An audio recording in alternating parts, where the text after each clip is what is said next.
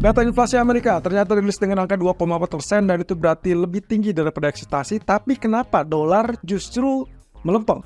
Dan inilah yang akan kita coba kupas untuk hari ini.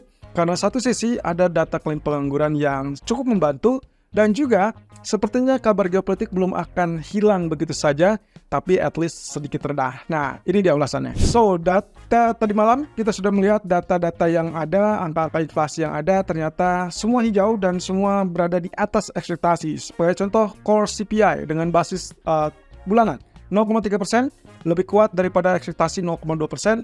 Lalu kemudian kalau kita lihat juga core CPI basis tahunan juga mengalami kenaikan 3,3% dari ekspektasi 3,2%. Kemudian CPI yang ternyata juga basis tahunannya mengalami kenaikan atau lebih tepatnya di atas ekspektasi 2,4% dari 2,3%. Dan terakhir, data CPI basis bulanan yang berada di 0,2% lebih tinggi daripada ekspektasi 0,1%. Kemudian dilanjutkan juga dengan secara bersamaan kita melihat adanya lonjakan dari data initial jobless claim atau klaim pengangguran awal yang ternyata melonjak sampai level 258K dari ekspektasi 231K. Oke, sedikit pengulas terkait dengan inflasi.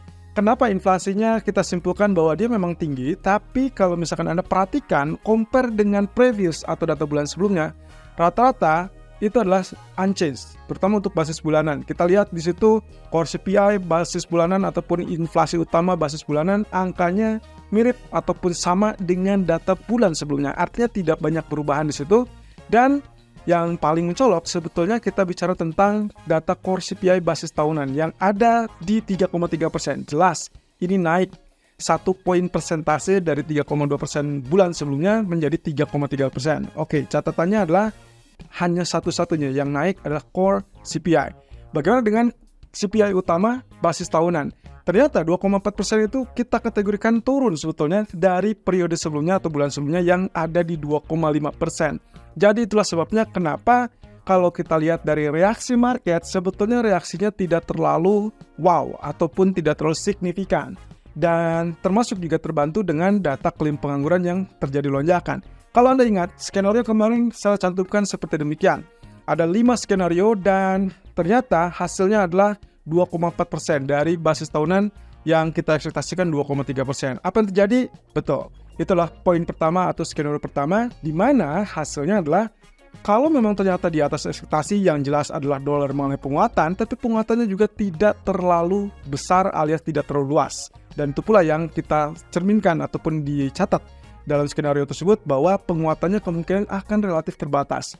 Nah, kemudian juga bagaimana dengan nasib emas? Emas sempat tergelincir, ya 2599, tapi kemudian berbalik dengan sangat cepat 2629 atau 2628 lebih tepatnya. Dan itu pula yang menyebabkan penurunan tadi itu relatif singkat karena dolarnya pun menguat dengan sangat singkat. Jadi sebetulnya kalau kita kaitkan dengan skenario kemarin, itulah gambaran terkait dengan apa yang terjadi pada data ekonomi. Yang kita selalu tekankan adalah cari angka yang paling ekstrim atau selisihnya akan jauh lebih tinggi ataupun jauh lebih rendah dibandingkan dari data ekspektasinya. Nah, dalam hal ini berarti apa yang terjadi tadi malam sebetulnya ini masih tidak terlalu mengkhawatirkan. Sebagai contoh, core CPI basis tahunan yang ada 3,3%, walaupun naik, itu hanya naik 1 poin persentase dari 3,2%.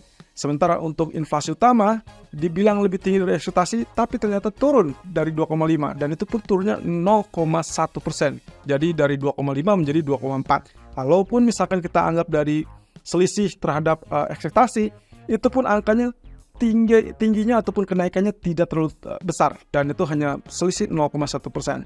Jadi dalam hal ini teman-teman, persis dengan apa yang disampaikan oleh JP Morgan juga, mereka tidak terlalu khawatir dengan data inflasi tadi malam yang menurut mereka itu masih sejalan dengan ekspektasi ataupun yang dicita-citakan atau yang diharapkan oleh Federal Reserve untuk mencapai target 2%. So mereka menilai masih ada jalurnya untuk mencapai target inflasi 2% yang diinginkan. Nah, oleh karena itu, menurut JP Morgan, dia akan coba lihat nanti malam akan ada data PPI karena inilah satu data yang mungkin akan sinkron dengan core PCE yang biasanya akan dirilis di akhir bulan. Jadi untuk nanti malam, perhatikan saja di jam 19.30 data PPI-nya apakah dia akan cenderung lebih tinggi atau lebih rendah. Dengan catatan teman-teman, mirip dengan apa yang kemarin terjadi, maka carilah selisih yang bisa dibilang di atas 0,2% selisihnya dari angka ekspektasi atau dari angka previousnya. Supaya apa? Supaya hasil ataupun reaksi dari market akan kecenderungannya konsisten ataupun ya bisa dibilang cukup luas atau cukup lebar.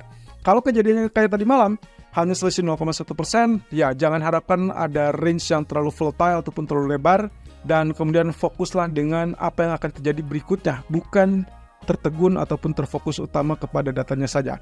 Kecuali kalau misalkan ada selisih yang cukup lebar atau gap yang cukup lebar antara actual dengan ekspektasi. Nah, itu pula yang juga harus saya ingatkan kembali, good news dari China itulah terkait dengan penantian pasar terkait untuk mendengarkan detail dari paket stimulus fiskal yang dijanjikan oleh pemerintah dan baru akan diumumkan oleh Menteri Keuangan China itu besok. Kurang lebih jamnya adalah jam 9 pagi. Kemudian ternyata kabar tambahannya adalah dilanjutkan dengan press conference yang akan dilakukan di hari Senin di jam yang juga sama, jam 9 pagi, dengan harapan bahwa kesemuanya ini kecenderungannya untuk mengantarkan ataupun memberikan detail terkait dengan paket stimulus ataupun bantuan ekonomi yang sedang digodok oleh pemerintah. Fungsinya apa?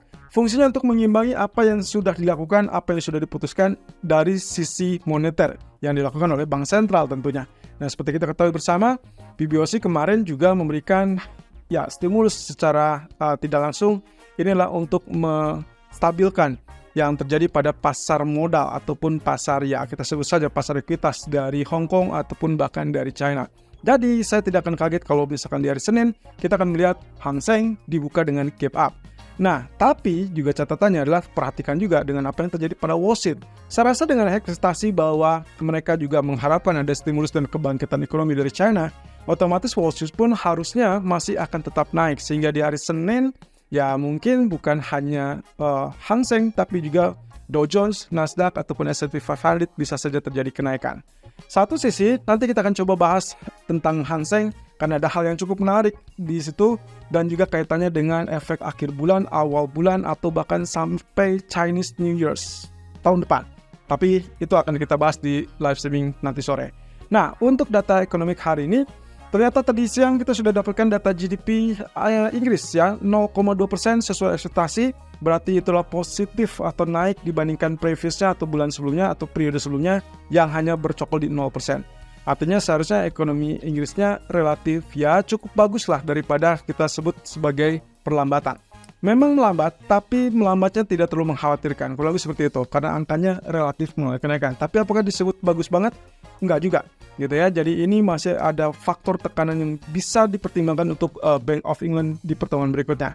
Di sisi lain, industrial production, kemudian juga dengan manufacture production juga mengalami kenaikan. Dan itu cukup signifikan.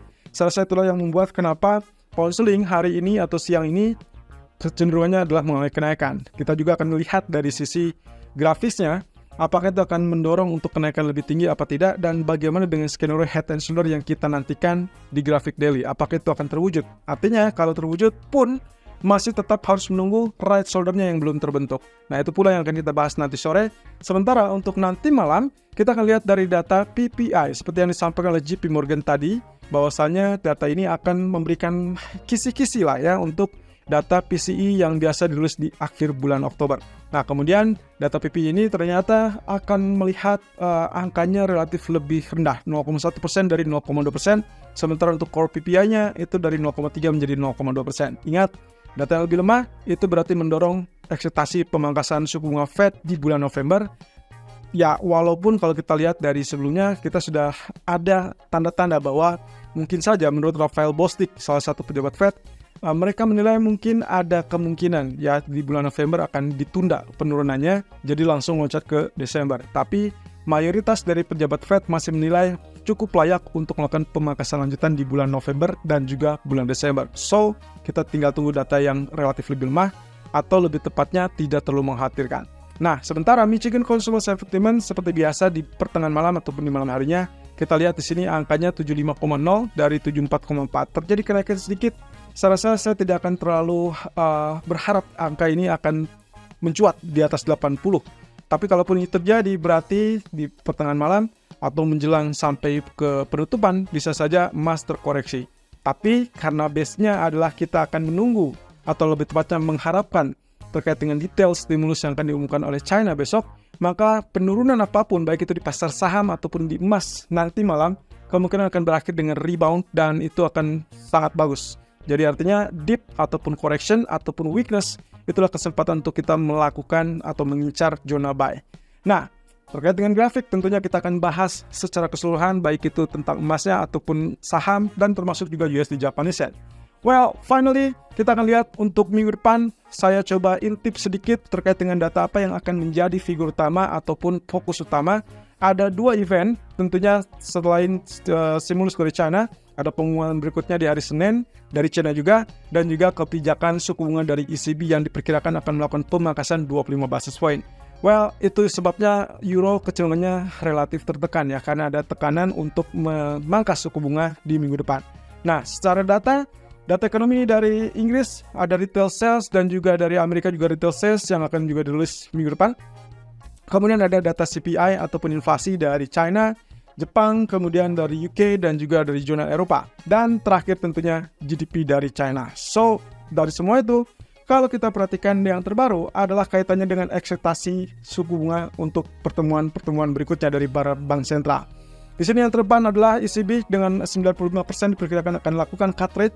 Kemudian 77% di pertemuan berikutnya juga itulah Bank of England ya akan melakukan cut rate juga. Kemudian ada BOC atau Bank of Canada yang kemungkinan juga 68% diperkirakan akan melakukan cut rate. Nah, sementara SNB 86% akan melakukan cut rate dan itu adalah kemungkinan pemangkasan terakhir di tahun ini karena memang satu kali pertemuan ya sisanya. Dan kemudian Federal Reserve masih diperkirakan 85% memangkas suku bunga dan akhirnya baik itu BOJ ataupun RBA diperkirakan akan mempertahankan tingkat suku bunganya. Ya, dengan catatan pertemuan terdekat untuk Jepang ini adalah di bulan Oktober. Jadi kita akan lihat apakah mereka akan melakukan kenaikan. Sepertinya tidak. Berarti mereka kemungkinan sangat besar peluangnya adalah di bulan Desember.